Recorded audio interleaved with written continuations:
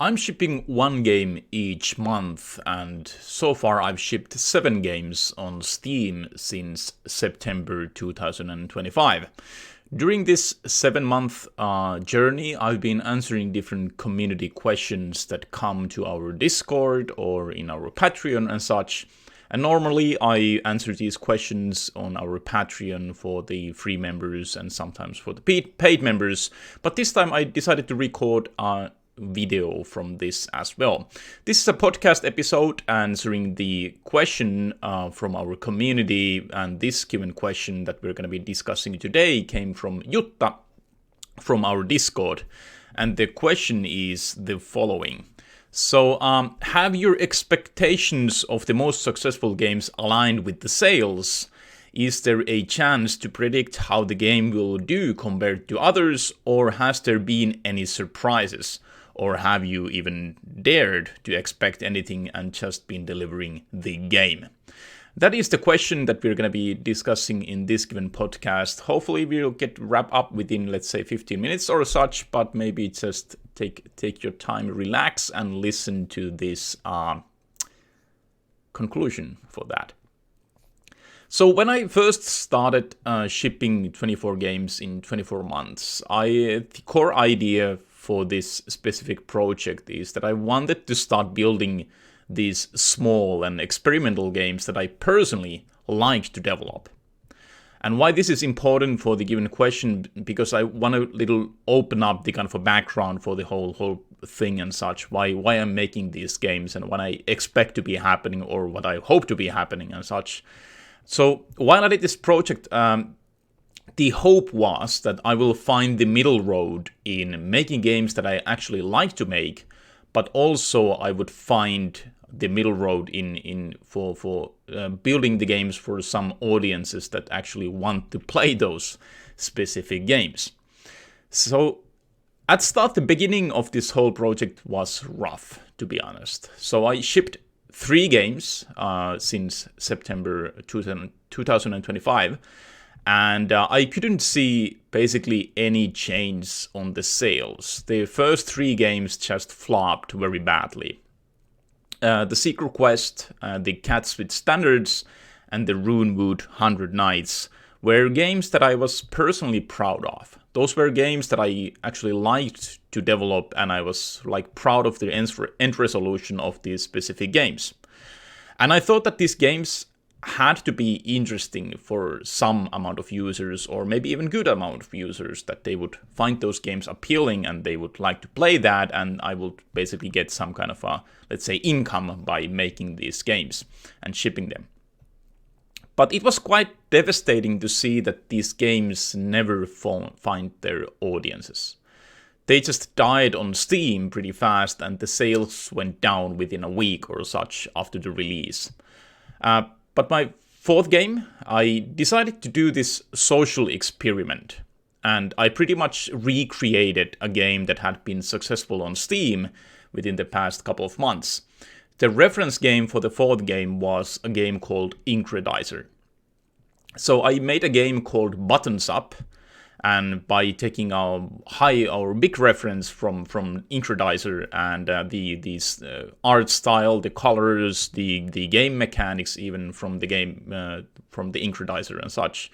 And to be honest, I didn't really like to make that game, the Buttons Up game, but it was easy and fast. And I just kept repeating to myself that this is a social experiment. I want to try out what happens if I proceed making games like this. And boom, the game Buttons Up became one of the most successful games that I had built so far at that point. Buttons Up took me around 2 weeks to make from start to finish. And to be honest, I didn't really use even the full two weeks to make that game. And it generated approximately 3,000 to 4,000 euros in sales for this date, and it keeps on selling. And on every sale that the game goes on a discount, it sells a good amount again. So it was quite a good sales compared that the game was made within 2 weeks or maybe even less than that, and it just keeps on selling. At first, when this happened, I felt a little sad. and angry, because I personally thought that Buttons Up is just a brain rot game with no depth in it, and so I kind of the previous 3 games that I made where let's say I did use my creativity in those games, and I tried to build something that I personally find interesting and appealing, and something that could, let's say, offer some uniqueness in the markets and such. But after shipping the Buttons Up and seeing the end resolution of this social experiment, I kind of realized that people like to play different games than I thought. So for the 5th game, I started to make I used the same idea from the Buttons Up. I wanted to continue this experiment in making pretty similar game, but I wanted to add something me in that specific game design. And I didn't have any expectations for the 5th game. The 5th game is the Dune Rancher, but I just felt that it could work because it's using these similar mechanics and similar, let's say, systems and tags and genres as Buttons Up, but just some little differentiation. It was a 3D game for starters. And that's kind of exactly what happened. So Dune Rancher actually became even better selling game than Buttons Up. And it keeps on selling still. And from that game, I realized and learned how the Steam markets work, because I could do that 2 times in a row with 2 games. And just following the kind of a recipe that I had from Buttons Up, I continued that with Dune Rancher, and it seems to be working. But I actually didn't take any actions after that, because I felt that I want to return to the roots of the reason why I started shipping these 24 games in 24 months and making games each month, is because I want to experiment different ideas and genres and different things. So I kind of returned into making these strange games and combinations of different mechanics. So I made Seeker's Shrine, and my latest game, The Getting Stronger, was the next 2 games that I released, and those games didn't perform in any way. They pretty much flopped within the first days after the release. And by the way, you can take a closer look into the sales and the numbers of these games from my posts in Patreon. I actually share there all the numbers and such, so be sure to hop into our Patreon. You can find the link from the description. So I share these numbers transparently there, and that's what I will be continue doing while shipping a game each month. I share the numbers there. But after going through this journey of shipping games that died fast to shipping games that sell good and then returning back to the making flops, I kind of realized something. And for Steam, it's all about genre picks and tags and algorithms. And there are genres on Steam which share similar type of audiences, and these audiences are more or less used to playing specific types of games. And these specific type of games have different user expectations that has to be met. It may sound obvious, but at least for myself, it was hard bite to swallow, since I would prefer making unique and experimental games that have weird mechanics and see what people think about them. But by doing so, it seems that you can't really get basically any eyeballs to your products compared to the ones that are very clear for some specific audience. Players seem to enjoy this similar type of games that they have played and enjoyed before, and those mechanics needs to be super clear on the storefront communication, but especially for the genres and tags that I pick for my games.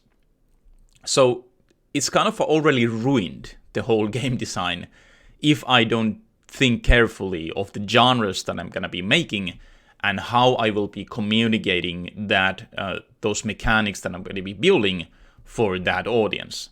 So I call it being loyal to your genre and audience. What that means is that whatever genre I pick, I need to understand the core reason why those games are interesting for that specific audience. And those core reasons need to direct my every decision at every turn when making that game, but also when communicating it to the expected audience.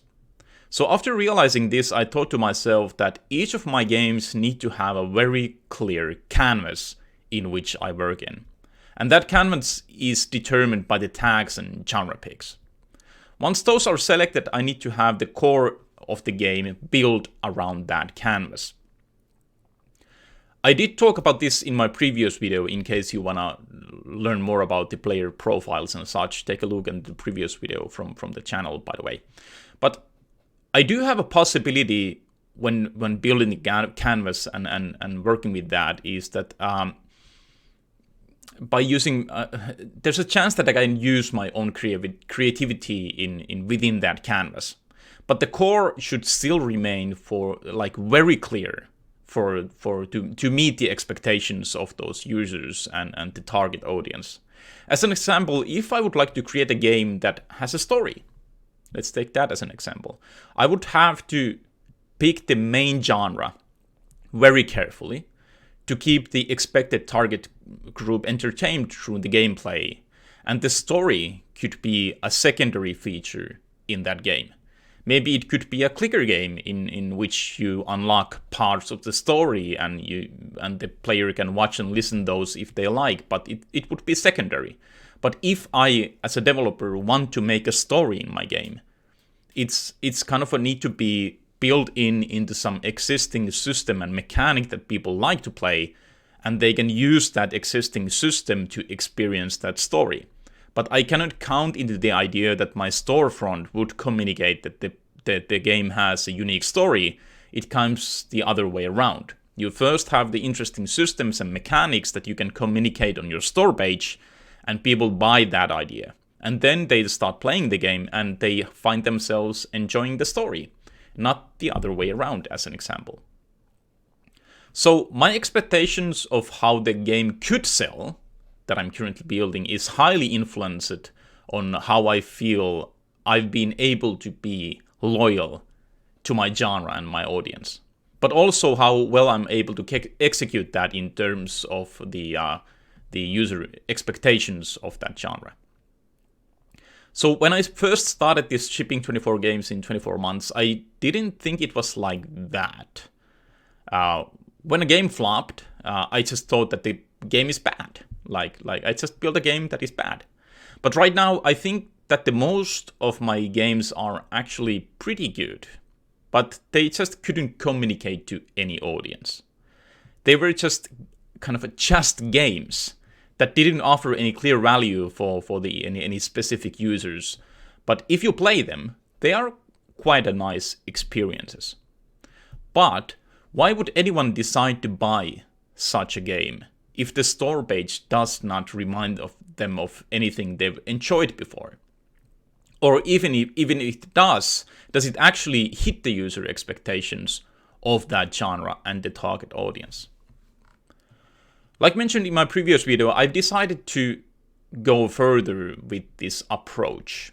So I want to take the existing game mechanics, like I did with Buttons Up and Dune Ranger and such. So I want to take these existing game mechanics and player profiles and try to extend those to their limits, while staying loyal to the picked genre and the target audience. Seems like I could just recreate existing well-performing games to earn decent income, but it wouldn't be fun for myself. So my next experiment is to make a game that is highly influenced by the highly successful game on Steam called Keep on Mining. But I want to take that core idea from Keep on Mining game and build something unique around that.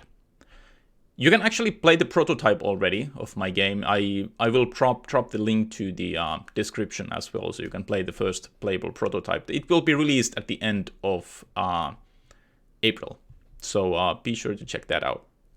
Interesting to see how it plays out, because I'm doing, let's say, taking a lot of risks in modifying the core and the systems. It may be too much, maybe, but I want to try and extend the kind of systems. Keep on Mining, as an example, is very straightforward, like dopamine dopamine game where you just collect stuff and effects pop and such. But I want to try to add a little more strategic elements into the game and see if it works, while still keeping it like feeling nice to collect stuff, and it sounds nice and it's easy and such. But I want to try and add more strategic elements in the game mechanic and see how those work out. But hey, like always, if you like this video, like and subscribe, but also join our Patreon. It's free to join there, and you can get most of the posts that I post there, not daily, maybe every second day or such. I post there some information of my ongoing and share data and such from my previous games and currently ongoing games and such. But in case you want to support this journey of shipping one game each month, you can pay €3 per month on the Patreon, and that will get you some access to the paid exclusives on the Patreon, so consider doing that.